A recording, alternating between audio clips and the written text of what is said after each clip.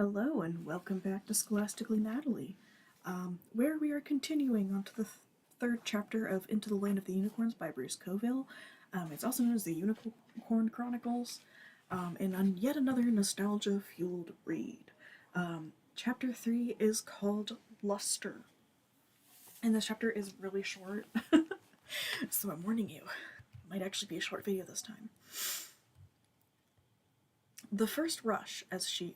Oh, before we do this one, remember, Kara and her grandma got chased through church by a guy that her grandma called the Hunter. Her grandma gave her this necklace with a lock of white hair inside and is like, this is actually a unicorn's hair. Go jump off the top of the roof on the 12th chime and you'll be transported to a different world. Kara did that last chapter. Okay. The first rush as she plummeted toward the sidewalk was terrible, but before she could force a scream through her tightened throat, she fell into the green light, which swirled and twisted around her. Then her fall was slow and strange, and though it seemed to take a long time, it was a time like dreaming. Afterward, she could no more have said how long the fall actually lasted than she could have numbered the stars in the sky. Her landing was sudden but soft. She lay still for a moment, staring at the sunny sky above her, wondering where it had come from. After another moment she closed her eyes, as if to shut out the strangeness. Where was her grandmother? Where the Hunter, the church, the snow-covered city? Where was she? She took 7 deep breaths, trying to calm herself.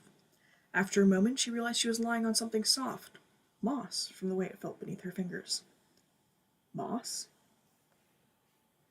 She turned her head to the side. She was indeed lying on a thick cushion of something that, if not moss, was close to it. Ahead of her loomed huge silver-barked trees, unlike any she had ever seen before. She cried out in fear at the sight. Though she knew she had left her own world far behind, the proof of that journey offered by the strange trees jolted her like an electric shock. Only the fact that her grandmother had told her this would happen, at least told her she was going to fall into another world, kept the wild panic fluttering in her chest from overwhelming her completely. How was she to get home? The thought surprised her. The truth was, home itself would not have mattered much, were it not for her grandmother. She had lived alone with Grandmother Morris since her parents, Ian and Martha Hunter, had abandoned her. She had been 3 at the time, and in the years that followed, she had suffered her way through a series of humiliations in school, picked on for everything from her deep red hair to the fact that she had no parents, as if she could do anything about either situation. Many were the nights when, after crying herself to sleep, she had dreamed of leaving her own world behind, and disappearing into the one she found in books, particularly the collections of fairy tales, the blue fairy book, the red fairy book, and others that she had dug out of her grandmother's attic. She looked around. Was that the kind of world she had entered now? Remembering the tales, she wondered if she would find an old woman here in the woods. If so, would she be a cruel witch or a magical helper? The question made her remember her grandmother's request. Find the old one. Tell her the wanderer is weary. Well, if that's what her grandmother wanted, then the old one, whoever she was, must not be too bad. Now, if only she had some idea of how to go about looking for her. After a moment, she realized she was hot. Standing, she shucked her winter coat. Still hot, she peeled off the blue sweater Grandmother Morris had knit her the year before. That's better, she said, more to hear her own voice than anything else. It was better, she realized, not only because she was down to her preferred jeans and t-shirt, but because the air itself was better, far purer and cleaner than she was used to breathing. After several deep breaths, she found herself almost giddy with the sweetness of it. "I'm here," she shouted. Immediately she regretted the action. She had hoped perhaps her grandmother had friends here who were looking for her, but it suddenly occurred to her that someone else, someone not so friendly, might be seeking her as well. With a sudden shiver, she wondered if the Hunter would be able to cross to this world. Was he seeking her, even now? Biting her lip, she turned in a slow circle. Save for a soft breeze rippling through the leaves of the trees, she saw no sign of movement. She repeated the circle, seeking a path, a sign, anything that might show her the way she should go next. Nothing. Fear began to rise in her again, fear not simply of being lost, but of everything that had happened this night. Or was it this day? Though it had been dark when she leaped from the tower, it was now full light. Part of her wanted to believe that this whole thing was a dream, that she would soon wake, snug in her bed, in her familiar, if somewhat nasty, world. Part of her quaked with astonishment at what she knew in her heart was real. That astonishment increased as she began to look more closely at the world into which she had fallen.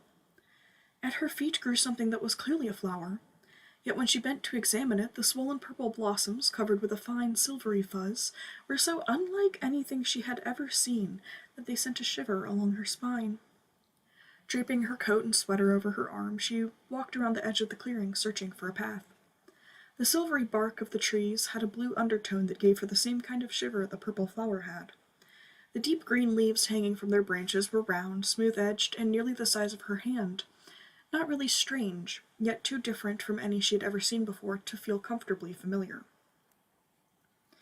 Kara ran her fingers over the smooth, peeling bark of a tree. To her surprise, a smell like cinnamon filled the air. She began to circle the clearing a second time, feeling a growing sense of panic. If she could not find a way to determine which direction to go, she would have to enter the forest aimlessly. Or should I just stay here, she wondered, and see if anyone comes to get me? She shook her head. She knew that staying in one place if you were lost was the standard advice, but it only made sense if you could assume someone would be looking for you. She could hardly count on that in this situation. More likely, no one in this world even knew she was here. Under the circumstances, waiting in one place to be found would be nothing more than relying on luck. And if there was one thing Grandmother Morris had taught her, it was that you had to make your own luck if you were going to survive in the world. Halfway through her second circuit of the clearing, she heard a faint crystalline sound. She paused, held her breath, listened more carefully. Yes, there was no mistaking it. Running water. She smiled. That would give her something to head for. If she was going to find a path any place in this forest, it would most likely be near a stream. People always needed water. With that thought, she struck off through the trees. The soft forest floor smelled richly of leaves turning into soil. The forest itself was thick and deep, and once out of the clearing she saw a great variety of trees, many with gnarled trunks nearly as wide as her bed was long. Fortunately, the undergrowth was sparse, so it was easy to wind her way among it. A mossy substance, mostly green, but with patches of brown, orange, and red, grew thickly on many of the trunks. Other moss-like things hung like streamers from the branches from the tree's lower limbs. Above them, the weaving of branch and leaf was so dense that only an occasional shaft of light pierced the gloom. Something with bright wings fluttered past her. She had often gone for walks in the woods with her grandmother, but none of the places they had visited had the sense of age that this one did. In no place had the trees seemed so old, so dignified. It was not long before she came to a laughing stream. At once she felt something begin to ease inside her. Her grandmother had always told her that if she was troubled she should find a place to sit by the water, and this was about the most perfect sit-by-the-water spot she had ever seen. The stream, about 4 feet wide, was so clear she could see every leaf and pebble that lay beneath its surface. Gurgling and chuckling to itself, it rolled between mossy banks, here and there splashing around a polished brown stone that thrust above the surface. She sat down on the bank. After a moment she took off her boots and socks and dangled her feet in the water, which was cool, but not too cold for comfort. I wish Grandmother Morris was here. The thought threw her mind back to those last moments in St. Christopher's. What had happened after she jumped? Had help arrived? Was her grandmother all right? Or had the hunter managed to hurt her even? Kara clamped down on the thought, forcing it from her mind. Her grandmother had to be all right. Lifting the amulet over her head, she looked at it again. Had the white hair coiled inside really come from a unicorn's mane? Her mind reeled with the thought, and again the strangeness of all that had happened made her feel as if she were adrift on some strange sea, with no shore in sight. Wiping away the single tear that rolled down her cheek, she looked at the amulet. "What is going on?" she asked, speaking as if it could answer. So intent was she on her fears that she didn't notice the slender figure that slipped from the shadows and began to slink toward her. She continued to stare at the amulet until a pale hand darted over her shoulder and tried to snatch it from her fingers. She spun in anger, then screamed at what she saw. Standing before her, clutching at the amulet, trying to tear it from her hand, was a man-like creature, slightly more than 3 feet tall. He had an enormous head and eyes that were large even for that. A few strands of brownish hair straggled over a scalp the color of a mushroom. His small nose turned up so sharply that it looked like little more than a pair of holes in the middle of his face. The creature wore a dark green tunic belted at the center, and brown boots that reached almost to his knobby knees. His lean arms rippled with muscles. Scraxus, he shrilled. He grabbed at the amulet again, this time managing to tangle his fingers in the chain. Let go, cried Kara desperately. The amulet was her only link to her own world. If the creature managed to steal it, she might never find her way back. For a moment, the two of them struggled over the amulet, the pale creature hissing and shrieking, Kara grim and silent. Finally, she yanked so hard that she managed to wrench the chain from the monster's grasp. The sudden release caused her to topple backward. Still clutching the amulet, she smashed against a sharp rock. Pain washed over her like a wave as she fell into the rushing stream. Shrieking with rage, the creature came splashing after her. Dazed by pain, Kara was unable to fight back as he grabbed her by the neck and began slowly forcing her head below the surface. The cold water kept her alert even as blackness began to swim before her eyes. Give him the amulet, screamed a voice in her brain. If you don't, you're going to die. But some other part of her, aware that her grandmother had sent her here to keep the amulet from falling into the wrong hands, forced her to cling to the golden chain. The darkness grew deeper, more solid around her. Suddenly the fire in her lungs drove her to a final burst of energy. Thrashing wildly, she tried to break free. Her efforts made no difference. The creature continued to hold her down. At last there was no energy left, and she felt herself sinking into oblivion. And that is the end of chapter 3. So, some interesting things that I've noticed after reading Wolf Brother and then coming back to reading this is that it's funny because they both kind of set up themselves to start in a similar way, which I guess is a similar concept for YA novels. The stereotypical, like, coming of age journey. Both of these main characters have been forced to leave their elder parent mentor figure behind. Kara with her grandmother and Torak with his father. And then have to make their way in a new world. Either one, damaged by a bear and with people he doesn't know, or in other cases, a more literal new world.